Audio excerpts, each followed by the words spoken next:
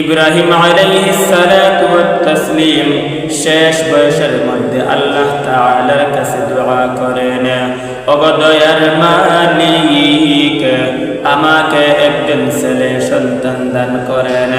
রব্বি হাবলি মিনাস সালিহিন, ওগো দয়ার মালিক আমাকে একজন নেক সন্তান দান করেন, আমাকে একজন নেককার ছেলে সন্তান দান করেন। আল্লাহ তাআলা হযরত ইব্রাহিম আলাইহিস সালাতু ওয়াত তাসলিমকে সুসংবাদ দান করলেন। ফাবাশশারনাহু বিগুলামিন হালিম।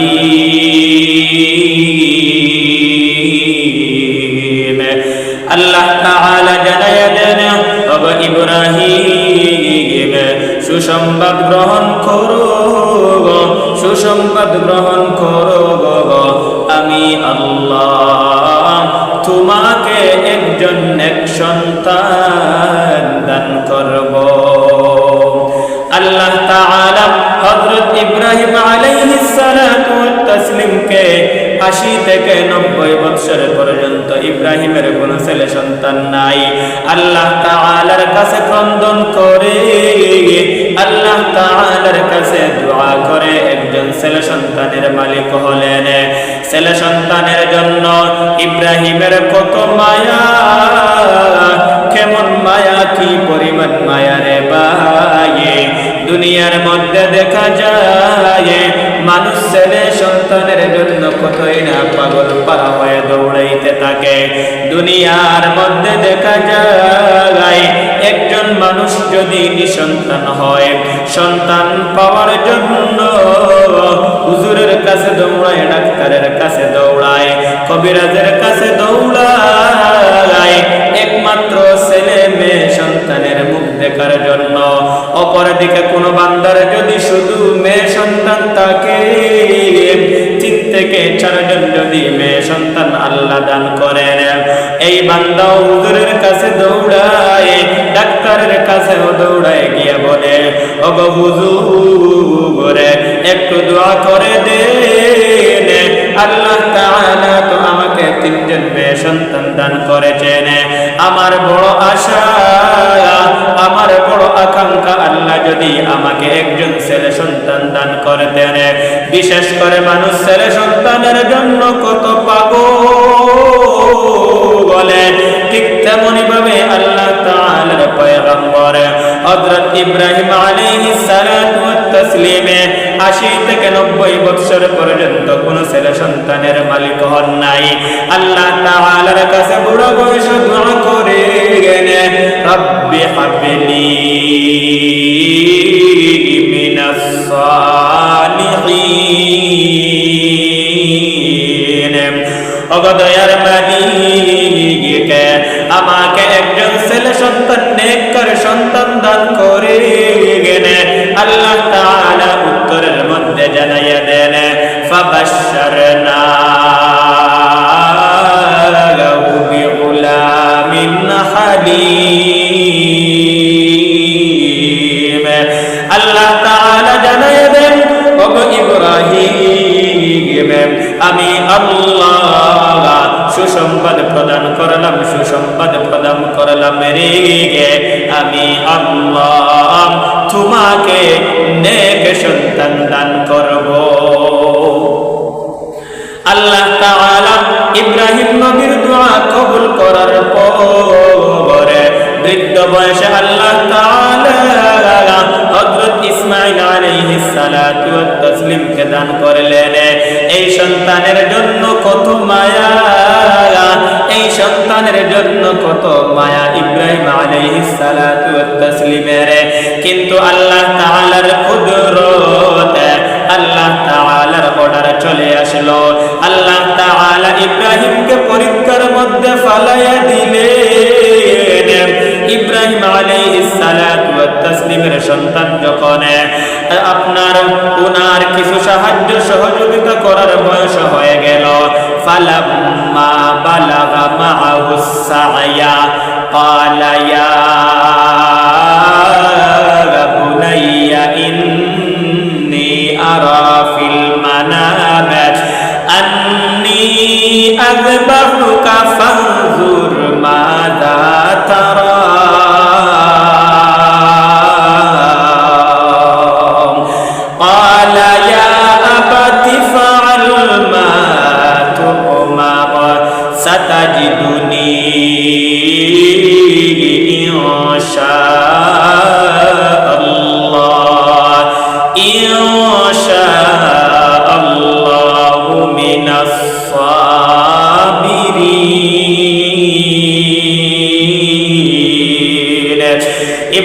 আলাইহিস সালাতু ওয়াত তাসলিমের সন্তান যখন ইব্রাহিম আলাইহিস সালাতু ওয়াত তাসলিমের কিছু সাহায্য সহযোগিতার বয়স হয়ে গেল, ফালাম্মা বালাগা মাআহুস সায়া, সন্তান যখন মোটামুটি পর্যাপ্ত পরিমাণ বয়স্ক হয়ে গেল, বাবার সাথে বাজারঘাট করার উপযুক্ত বয়স্ক হয়ে গেল, আল্লাহ তাআলা ইব্রাহিমকে স্বপ্নের মধ্যে দেখান, ওগো ইব্রাহিম, তুমি তোমার সবচেয়ে মায়ের যে জিনিস, সবচেয়ে প্রাণের মায়ের যে জিনিসটা আমার রাস্তায় কুরবানি করে দাও। অনেক কিছু কুরবানি করার পরে ইব্রাহিম আলাইহিস সালাতু ওয়াত তাসলিম মনে মনে ভাবলেন, আমার কাছে তো একমাত্র আমার সন্তান, যেই সন্তানকে শেষ বয়সে দোয়া করে আল্লাহ তাআলার কাছে পেয়েছি, এই সন্তান ব্যতীত আমার কাছে আর প্রিয় কোনো বস্তু আমার কাছে নাই রে। ইব্রাহিম আলাইহিস সালাতু ওয়াত তাসলিম ওনার সন্তানকে আল্লাহর রাস্তায় কুরবানি করার জন্য আপনার নিয়ত করে নিয়েছিলেন।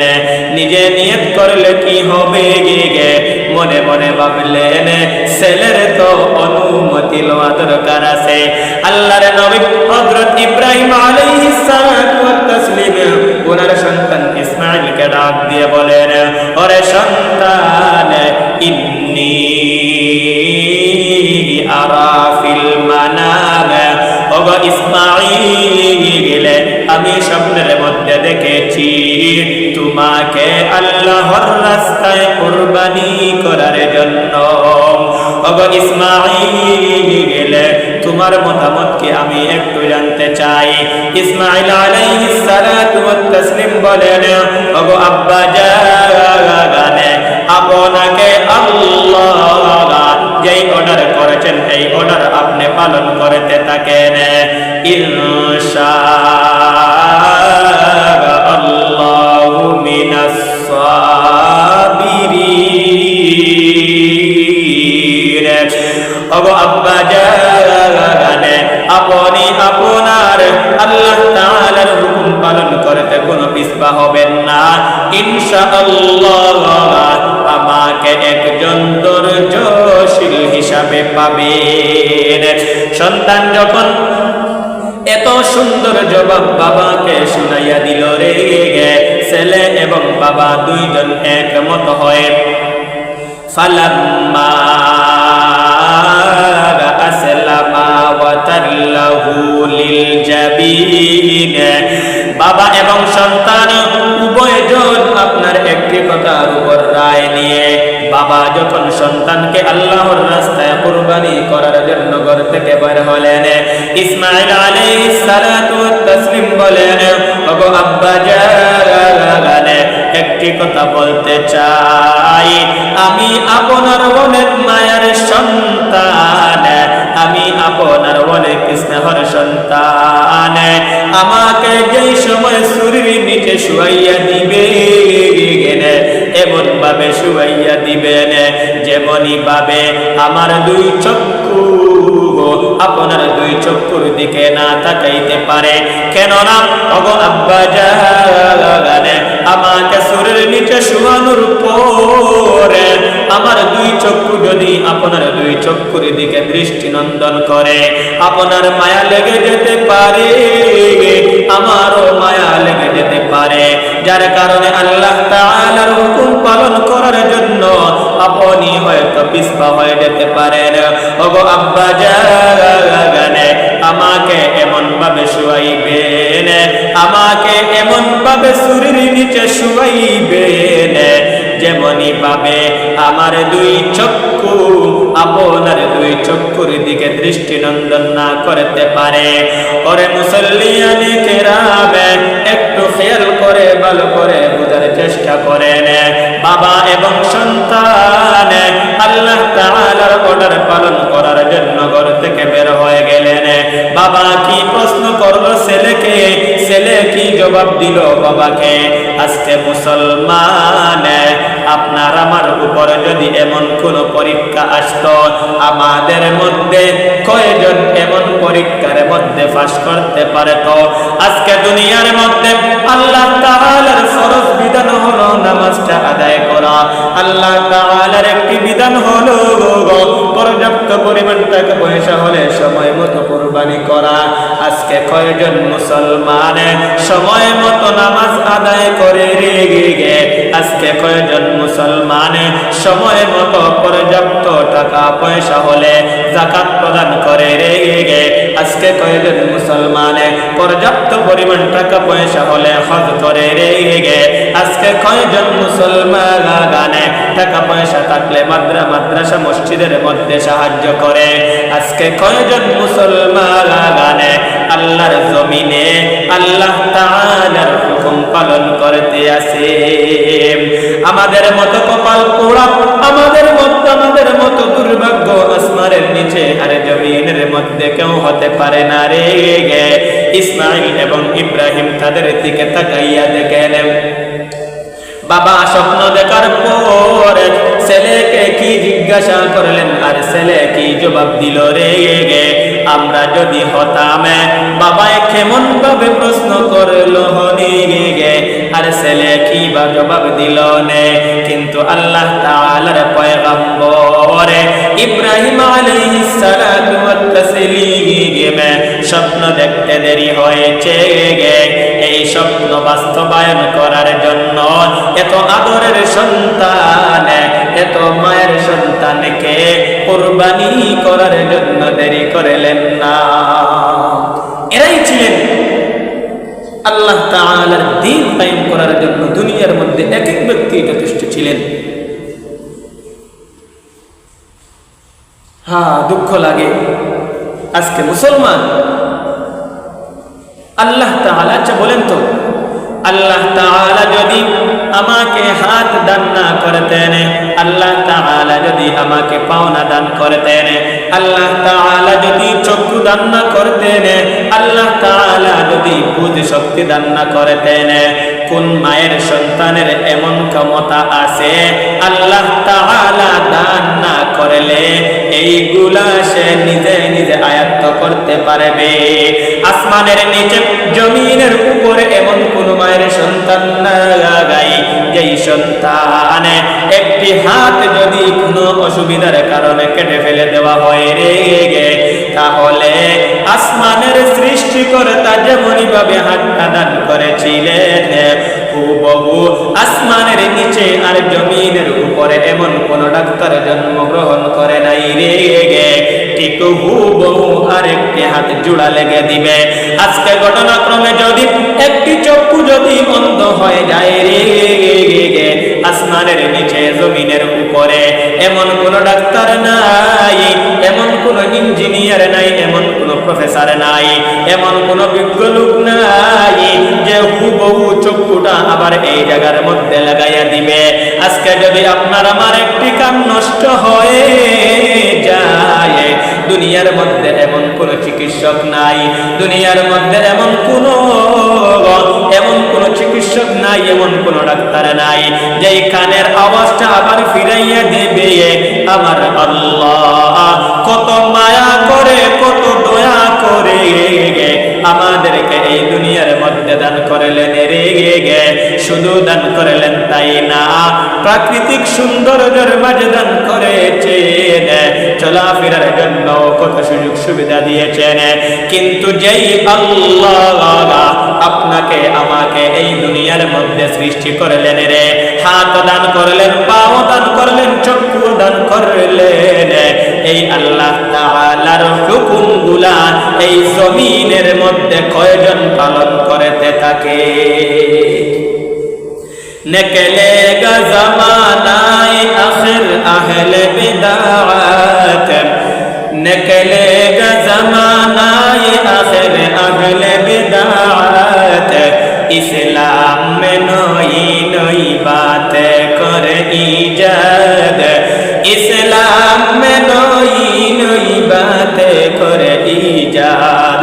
और मुसल्लियाने किराम भाई, দুনিয়ার মধ্যে সমস্ত বেরাসেরা সমস্ত আপনার নানান জাত আমলগুলা ছেড়ে আল্লাহ তাআলা যে আমলগুলা করার জন্য আদেশ করেছেন তাড়াতাড়ি সমস্ত খারাপ কাজ ছেড়ে আল্লাহ তাআলার হুকুম পালন করার জন্য তৈয়ার হয়ে যায়। কথা অন্যদিকে চলে যাচ্ছে। হযরত ইব্রাহিম আলাইহিস সালাতু ওয়াত তাসলিমের কথা মনে আছে কি না? হযরত ইব্রাহিমকে তার সন্তান কি বললেন? ইসমাঈল আলাইহিস সালাতু ওয়াত তাসলিম বললেন, ওগো আব্বা জান, আপনি আপনার স্বপ্নকে বাস্তবায়ন করতে থাকেন। সাতাজিদুনি ইনশাআল্লাহু মিনাস সাবিরিন। ছেলে উত্তরের মধ্যে বলেন, ওগো আব্বা জান, আপনি আমাকে একজন ধৈর্যশীল হিসাবে পাবেন। বাবা যখন ইসমাঈলকে নিয়ে মিনার ময়দানে রওনা হলেন কুরবানি করার জন্য, ছেলে বললেন, আব্বা জান, এমন ভাবে আমাকে তরবারে নিচে শুয়াইবেন যাতে করে আমার দুই চক্ষু আপনার দুই চক্ষুর দিকে দৃষ্টি নন্দন না করতে পারে। এটা না করলে কি হবে? আপনি আপনার আল্লাহর হুকুম পালন করতে দেরি করবেন না। ইব্রাহিম আলাইহিস সালাতু ওয়াত তাসলিম ইসমাঈলকে যখন সুরের নিচে শুয়াইয়া দিলেন, আল্লাহ তাআলা ইব্রাহিমকে ডাক দিয়ে বলেন, ওয়া ফাদাইনাহু আইয়া ইব্রাহিম। আল্লাহ তাআলা বলেন, ওগো ইব্রাহিম, قد صدقت الرؤيا إنا كذلك نجزي المحسنين। আল্লাহ তাআলা ইব্রাহিমকে ডাক দিয়ে বলেন, ওগো ইব্রাহিম, তুমি তোমার স্বপ্নকে সত্যভাবেই পরিণত করেছ রে।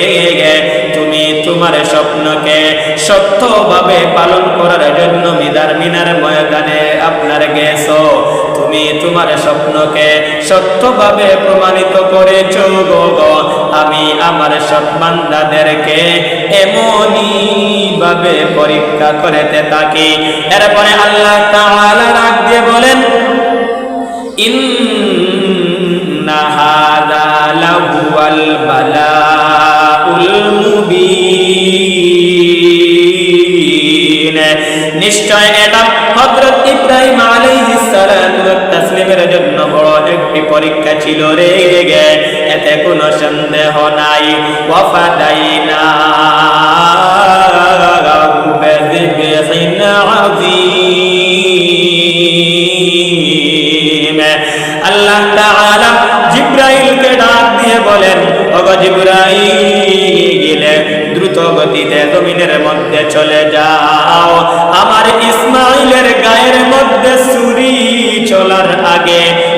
চলার আগে একটি দুম্বা এই ছুরির নিচে দিয়ে দাও। আল্লাহ তাআলা বলেন, ওগো তরবারি, তুমি ইসমাঈলের একটি পশম কাটবা না। আমি তোমাকে ইসমাঈলের পশম কাটার জন্য দেই না। আল্লাহ তাআলা জিবরাইলকে বলেন, ওগো জিবরাইল, তড়িৎ গতিতে যাও। ইব্রাহিমের ছুরির নিচে আসমান থেকে একটি দুম্বা নিয়ে জিবরাইল হাজির হয়ে গেলেন। আল্লাহ তাআলার কুদরতে ইব্রাহিম নবী ছুরি ইসমাঈলের গলার মধ্যে চালাইতে তাকে লেগে গেলে, কিন্তু ছুরি তো কোনো কথা শুনল না। আসমান থেকে যখন দুম্বাটা ছুরির নিচে এসে গেল, হঠাৎ করে ছুরি কথা আপনার কেটে ফেলল। তখন দেখা যায় আল্লাহ তাআলা ইসমাঈলকে মুক্তি দান করে লেগে গেলে, আর আসমান থেকে একটি দুম্বা সেই সময় কুরবানি করেছিলেন। সুবহানাল্লাহ। ইখলাস সে কুরবানি করাই মর্দে মুসলমান। ইখলাস সে কুরবানি করাই মর্দে মুসলমান। तुम शौक से कुर्बानी करो बंदाए रहमान। तुम शौक से कुर्बानी करो बंदाए रहमान।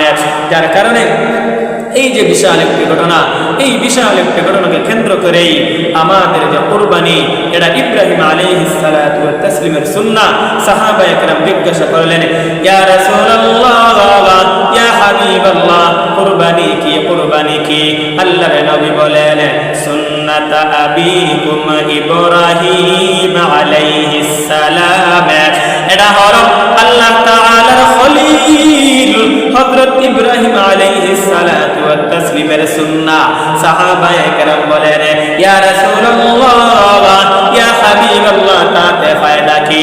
আল্লাহর নবী বলেন, যেই দুম্বা দ্বারা কুরবানি করবে রে, এই দুম্বার প্রতিটি পশমের বিনিময়ে আমার আল্লাহ এই বান্দার নামায়ে আমলের মধ্যে সওয়াব দিতে থাকবেন। সাহাবায়ে কেরাম বেড়া সম্পর্কে প্রশ্ন করলেন, ইয়া রাসূলুল্লাহ, ইয়া হাবিবাল্লাহ, বেড়া যদি আপনার বেড়া দিয়ে যদি কোনো মানুষ কুরবানি করে তার হুকুম কি? আল্লাহর নবী বলেন, হুবহু। আল্লাহর নবী হাদিসের মধ্যে বলেন, মান ওয়াজাদা সাআতান ফালাম ইউযাহি ফালা ইয়াকরাবান্না মুসাল্লানা। আল্লাহর নবী বলেন, ওরে উম্মত, আমার এই উম্মতের পর্যাপ্ত পরিমাণ টাকা পয়সা থাকা সত্ত্বেও, নিসাব পরিমাণ মাল থাকা সত্ত্বেও কুরবানি করলো না রে, কুরবানি করলো না রে। ফালাম ইউযাহি ফালা ইয়াকরাবান্না মুসাল্লানা। আল্লাহর নবী বলেন, এই উম্মত যেন ঈদের দিন আমার ঈদগাহের মধ্যে না আসে। কত বড় ধমক দিয়েছেন নবীজি। আমল, এই যে কুরবানি একটি আমল, সব আমল তো আমরা করতে থাকি, নামাজ আদায় করতে থাকি, রোজা আদায় করতে থাকি, কিন্তু তার মধ্যে কোনো গ্যারান্টি নাই রে। নামাজের মধ্যে খাড়া হওয়ার পরে মন কোথায় থেকে কোথায় যায় বলতেও পারি না। রোজা রাখার পর কতই না খারাপ কাজ করি, কতই না বাদ কাজ করতে থাকি রে। রোজা আল্লাহর দরবারে কবুল হয়েছে কি না তাও জানি না। পর্যাপ্ত পরিমাণ টাকা পয়সার মালিক হলে হজের মধ্যেও চলে যাই, অনেক সময় হজের মধ্যে গিয়ে আরো বিপদ উপরের মধ্যে ডাকি আনি। অনেক আওয়াম মানুষ আছে হজের অনেক মাসলা মাসাইল জানে না। এই মাসলা মাসাইল না জানার কারণে 2 নম্বর বার আবার হজ তার উপর ফরজ করে নিয়ে আসে। হজ কবুল হয় কি না কারো কোনো জানা নাই। কিন্তু এমন একটি আমলে যদি টাকা পয়সাটা হালাল উপার্জিত হয়ে থাকে, আর একমাত্র আল্লাহকে পাওয়ার জন্য যদি কোনো বান্দা কুরবানি করতে পারে রে, আমার আল্লাহ বলেন, এই কুরবানির জন্তুর রক্ত মাটির মধ্যে পড়ার আগে আমি আল্লাহ এই বান্দার জীবনের পিছনের সমস্ত গুনাহকে ক্ষমা করে দে।